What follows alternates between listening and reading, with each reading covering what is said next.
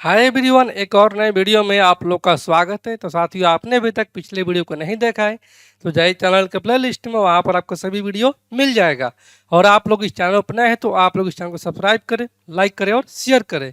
तो आज का हमारा पहला प्रश्न है, 6 अंकों की संख्या 1 2 3 3 4 ए 9 से विभाज्य है, जहाँ ए एक अंक वाली पूर्ण संख्या है, तो ए का न्यूनतम मान ज्ञात कीजिए। ठीक है, तो साथियों, हम जानते हैं कि 9 से विभाज्यता का जो नियम होता है कि अंतिम के यदि 2 अंक 9 से विभाजित है तो संख्या 9 से विभाजित है, या इन सभी संख्याओं का यदि डिजिटल सम जो है वो 9 है तो इस जो संख्या है वो 9 से विभाज्य है। जैसे संख्या कितना दिया है, संख्या यहाँ से दिया है कि 12 33 4 ए, 12 33 4 ए दिया है, और ये बोला कि ये 9 से विभाज्य है, तो ए जो है वो न्यूनतम संख्या कितना हो जाएगा। तो 2 अंक देखेंगे तो 4 है और ये है ए, तो ये कितना हो जाएगा, 9 5 45। 4 जो है वो दहाई अंक में 4 आना चाहिए, तो 45 ही ऐसा संख्या जो दहाई अंक 4 देगा, यानी कि यहाँ से एक का मान कितना हो जाएगा, 5 हो जाएगा। ठीक है, तो यहाँ से जब 5 हो जाएगा तो ये तो पहला नियम हो गया। दूसरे नियम को देखते हैं, इसका डिजिटल सम हमको आना चाहिए 9, तो यहाँ से हो जाएगा 5 है 4 9, 9 और 3 12, 12 3 15, 15 और 2 17, 17 और 1 18, यानी कि 18 आ गया, तो 8 और 1 9, इसका डिजिटल सम कितना आ गया, 9 आ गया। यानी कि ये संख्या जो है, ये पूरा संख्या ये 9 से विभाजित है, तो ए का न्यूनतम मान कितना हो जाएगा, यहाँ से 5 हो जाएगा। इसलिए ऑप्शन नंबर यहाँ से डी जो है वो हमारा राइट आंसर हो जाएगा। अगले प्रश्न को देखते हैं। अगला प्रश्न है, यदि 16 एक्स स्क्वायर प्लस का वाई स्क्वायर बराबर में 48 और एक्स वाई बराबर में 11 है, तो 64 एक्स क्यू प्लस का वाई क्यू का मान ज्ञात कीजिए। ठीक है, तो यहाँ से कितना दिया है, ये दिया है कि 16 x square, 16 x square plus का वाई स्क्वायर बराबर में ये 48 दिया है। ठीक है, और एक्स वाई बराबर यहाँ से दिया है कि ये है 11, और हमसे पूछा गया है कि 64 एक्स क्यू प्लस का वाई क्यू का मान कितना हो जाएगा। ठीक है, तो साथ ही यहाँ से अगर देखते हैं तो 64 एक्स क्यू को हम लिख सकते हैं 4 एक्स क्यू, और प्लस का वाई क्यू को वाई के पावर क्यू, और साथ ही हम जानते हैं कि ए क्यू प्लस बी क्यू बराबर में होता है ए प्लस बी, यानी कि ये हो जाएगा 4x प्लस का वाई, और इंटू का हो जाएगा ए स्क्वायर, तो 4x का स्क्वायर 16x स्क्वायर। ठीक है, और प्लस का वाई स्क्वायर, और ये हो जाएगा माइनस का ए बी, यानी कि माइनस का 4x वाई हो जाएगा, तो यहाँ से 4x वाई हो जाएगा। तो इसका मान पूछा है, तो यहाँ से हमारा जाएगा 4x प्लस वाई, ये तो नहीं दिया, तब इसको ऐसे ही रखते हैं। ठीक है, यानी कि 4x प्लस का वाई, और यहाँ से हो जाएगा 16x स्क्वायर प्लस का वाई स्क्वायर, इतना का मान दिया, कितना 48 दिया है, तो ये हो जाएगा इंटू का 48 माइनस का ये 4 इंटू का एक्स वाई का मान दिया है 11, तो 11 चौक हो जाएगा ये 44, तो यहाँ से हमारा आ जाएगा 4x प्लस का वाई, और इंटू का हो जाएगा कितना, ये 4 हो जाएगा। तो हमको ज्ञात करना है कितना, 4x प्लस का वाई का मान। ठीक है, तो यहाँ से अगर करते हैं कितना, 4x प्लस वाई का होल स्क्वायर, तो ये हो जाएगा ए प्लस बी का होल स्क्वायर, तो ए स्क्वायर, तो 4 चौक के 16 एक्स स्क्वायर प्लस का वाई स्क्वायर, और प्लस का हो जाएगा 2ab, 4 दूनी 8 एक्स वाई हो जाएगा। ठीक है, तो यहाँ से हमारा आ जाएगा कितना, इतना का मान दिया है 48, और ये प्लस का 8 एक्स वाई, तो एक्स वाई का मान दिया है 11, तो 11 8 88 हो जाएगा। तो यहाँ से हमारा 8 8 16, और 8 4 12 और 1 13 हो जाएगा। ठीक है, यानी कि यहाँ से आ जाएगा 136, तो यहाँ से इसको करेंगे तो ये हो जाएगा कितना, यहाँ से रूट में हो जाएगा, यानी कि यहाँ से हो जाएगा 4x प्लस वाई का मान अंडर रूट का 136 हो जाएगा। तो यहाँ से हम लोग 136 को लिख सकते कितना, ये लिख सकते हैं हम लोग 4 इंटू का 4 तिया 12, 1 4 चौक का 16, यानी कि अंडर रूट का 4 इंटू का 34, तो 4 का वर्गमूल कितना हो जाएगा, 2 हो जाएगा, यानी कि 2 रूट 34 हो जाएगा। यहाँ से 4x प्लस वाई का मान यहाँ से पुट कर देंगे, तो यहाँ से हमारा जाएगा ये 2 रूट 34 इंटू का 4, तो यहाँ से फाइनली आंसर हो जाएगा 4 दूनी 8 रूट 34। इसलिए ऑप्शन नंबर यहाँ से ए जो है वो हमारा राइट आंसर हो जाएगा। अगले प्रश्न को देखते हैं। अगला प्रश्न है, ए और बी ने व्यवसाय में 3:5 के अनुपात में निवेश किया। 4 महीने के बाद सी जो है वो व्यवसाय में शामिल हो गया तथा ए और बी की धनराशि के 1/4 भाग के बराबर धनराशि का निवेश किया। यदि वार्षिक लाभ के रूप में बी को 22,500 रुपये प्राप्त होते हैं तो कुल लाभ कितना है। ठीक है, यानी कि ए और बी और सी है, तीन ठो व्यक्ति हैं, तो यहाँ से हो जाएगा ए बी और सी, तीन ठो व्यक्ति है। जबकि ए कितना धनराशि निवेश कर रहा है, ए कर रहा है 3 और बी कर रहा है 5 और सी जो कर रहा है वो 4 महीने के बाद ए और बी की धनराशि के 1/4, तो 5 या 3 8, 8 का 1/4 कितना हो जाएगा, 2 हो जाएगा, यानी कि 2 निवेश कर रहा है ये, लेकिन ये कर रहा है 4 महीने के बाद। और टोटल कितना गणना किया जा रहा है वर्षों में, यानी कि 1 वर्षों में, तो 1 वर्ष में होता है 12 महीना, तो 4 महीने बाद यानी कि इसका धनराशि लग रहा है 8 महीने के लिए, जबकि इन दोनों का लग रहा है 12 महीने के लिए। ठीक है, तो ये हो जाए गुने का 12, यहाँ से माना जाएगा 4 तिहाई 12 और ये 4 तिहाई 12 और ये 4 दूनी 8। ठीक है, और कटेगा नहीं कटेगा क्योंकि तीतरी के 9 और ये 3 5 15 और 2 दूनी 4, ए बी और सी का राशि का यहाँ से अनुपात है 9:15:4 आ गया।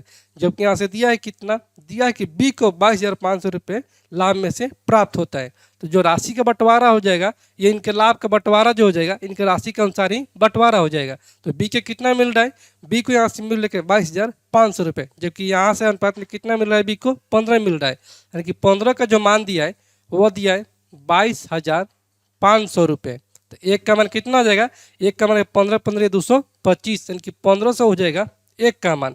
तो पूछा कि टोटल लाभ कितना है, तो टोटल कितना हो जाएगा लाभ या राशि जो भी कर सकते हैं, तो 15 4 19 9 कितना हो जाएगा, 28 हो जाएगा। ठीक है, तो यहाँ से 28 का मान पूछा, तो 28 बराबर में हो जाएगा 15 इंटू का 28, तो ये हो जाएगा 15 8 120 से 12 और 15 दूनी 30, 30 और 12 कितना हो जाएगा, 42 हो जाएगा, यानी कि 42,000 रुपये जो है वो टोटल धनराशि है।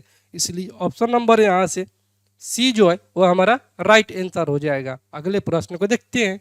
अगला प्रश्न है, राधा की आय 8 वर्षों के बाद उसके पिता की आयु की आधी होगी और 8 वर्ष पहले उनकी आयु का अनुपात 1:3 था, तो राधा के पिता की वर्तमान आयु ज्ञात कीजिए। ठीक है, यानी कि यहाँ से राधा है और उनके पिता है, तो यहाँ से आर फॉर राधा और एफ फॉर उनके फादर हो गए। ठीक है, तो यहाँ से क्या दिया है, दिया है कि 8 वर्ष के बाद। ठीक है, तो मान लेते कि ये उसका वर्तमान पॉइंट हो जाएगा, ये वर्तमान पॉइंट हो गया।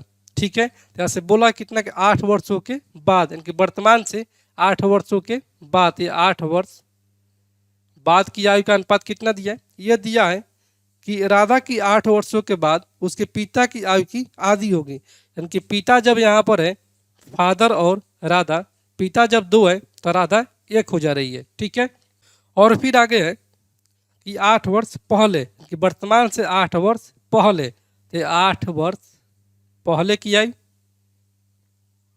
ये कितना हो जा रहा है, ये हो जा रहा है कि 8 वर्ष पहले उनकी आयु का अनुपात 1:3 था, यानी कि राधा जब 1 है तो उनके पिता 3 है। ठीक है, 8 वर्षों के पहले, तो यहाँ से कितना है, यहाँ से देखते हैं, तो यहाँ पर अंतर है 3 और 1 का अंतर 2 है, जबकि यहाँ पर है 1 और 2 का अंतर 1 है, तो इस 1 का गुना इसमें और इस 2 का गुना इसमें, तो यहाँ से हमारा जाएगा ये 1:3 और ये 2 से गुना होगा तो 2:4 हो जाएगा। तो यहाँ से अगर देखते हैं तो यहाँ से ये कितना हो जा रहा है, फादर 3 से यहाँ से 4 और आधा 1 से 2 हो जा रहा है। ठीक है, यानी कि यहाँ से 1 अनुपात में वृद्धि हो रहा है, जबकि यहाँ से अंतर कितना है, टोटल में आयु का वर्ष ये 8 8 16 वर्षों का अंतर है। ठीक है, तो ये जगह 16 वर्ष।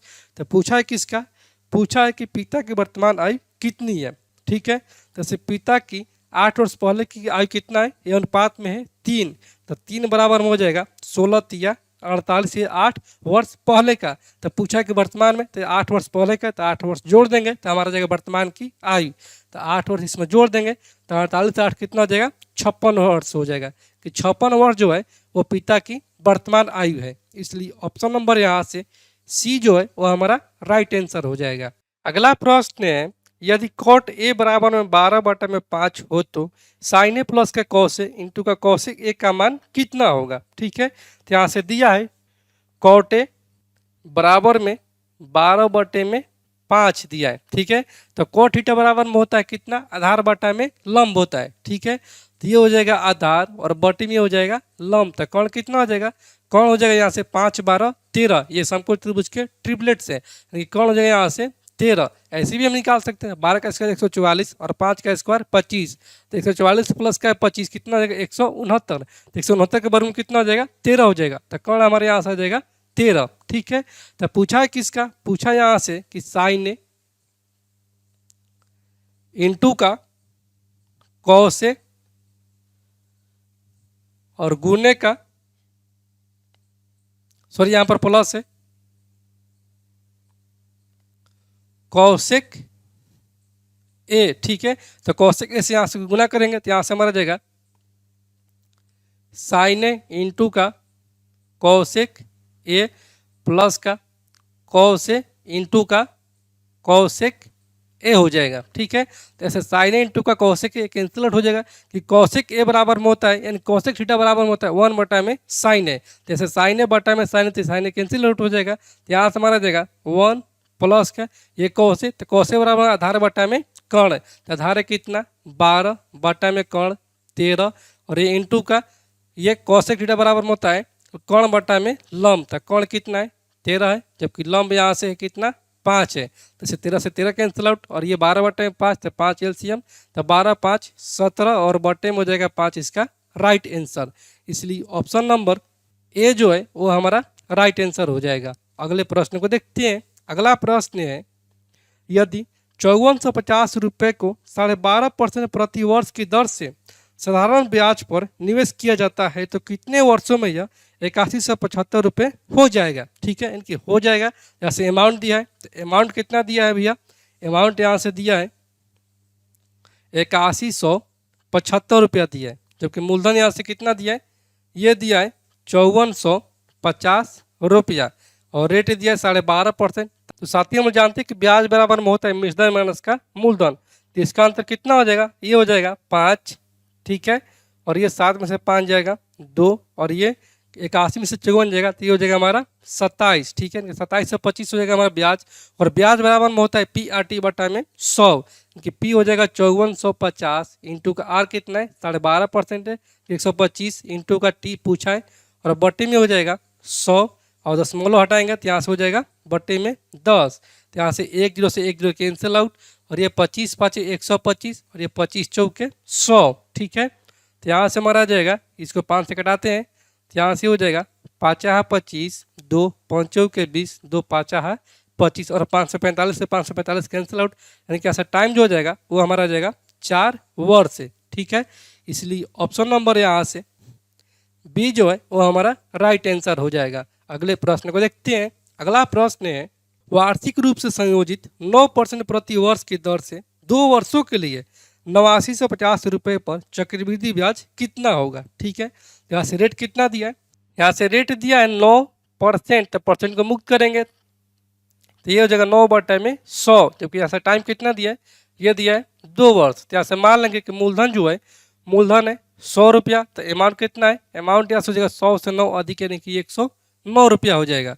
तब मूलधन और अमाउंट के यहाँ से रेशियो आ जाएगा कितना 100 अनुपात का 109, तो यहाँ से टाइम कितना है 2 वर्ष, तो ऐसे स्क्वायर करेंगे दोनों तरफ, तो 100 का स्क्वायर कितना हो जाएगा, ये 1 पर 4 तो 0 हो जाएगा, और ये 109 का स्क्वायर, इसका स्क्वायर हो जाएगा 11881। ठीक है, तो यहाँ से हमारा आंसर मूलधन कितना आ गया 10,000 आ गया, क्योंकि प्रश्न में मूलधन कितना दिया है, प्रश्न में यहाँ से मूलधन दिया है कि यह है 8950 रुपया, तो यहाँ से हो जाएगा 10,000 बराबर में 8950। ठीक है, तो एक बराबर में हो जाएगा 8950 और बटे में हो जाएगा 10,000। ठीक है, तो यहाँ से पूछा है क्या, पूछा है कि चक्रवृद्धि ब्याज कितना होगा, यानी कि चक्रवृद्धि ब्याज बराबर हम लोग जानते हैं कि होता है मिश्रण माइनस का मूलधन, तो यहाँ से हो जाएगा 11,881 माइनस का 10,000, यानी कि इसका चक्रवृद्धि ब्याज हो जाएगा 1881, तो यहाँ से 1881 से गुना कर देंगे, 1881 बराबर में हो जाएगा कितना, ये हो जाएगा ये 1 से 1 कैंसिल आउट, यानी कि 895, और बटे में 1000 इंटू का ये हो जाएगा 1881। ठीक है, इसको जो कटेगा उसको कटा देते हैं, यहाँ से हो जाएगा 5 से, तो ये हो जाएगा 20 5 100, और ये 17 5 85, 4 ये 9 5 45, यानी कि 179 गुने 1881 बटा में 200, हमारा लगभग आ जाएगा 1683, यानी कि इसका चक्रवृद्धि ब्याज हो गया यहाँ से 1683 रुपया। इसलिए ऑप्शन नंबर यहाँ से ए जो है वो हमारा राइट आंसर हो जाएगा। तो साथियों, मैं उम्मीद करता हूं कि आज का वीडियो क्लास आप लोग को पूरी तरह से समझ में आ गया होगा, और आपने अभी तक पिछले वीडियो को नहीं देखा है तो जाइए चैनल के प्लेलिस्ट में, वहां पर आपको सभी वीडियो मिल जाएगा। और आप लोग इस चैनल पर नए हैं तो आप लोग इस चैनल को सब्सक्राइब करें, लाइक करें और शेयर करें।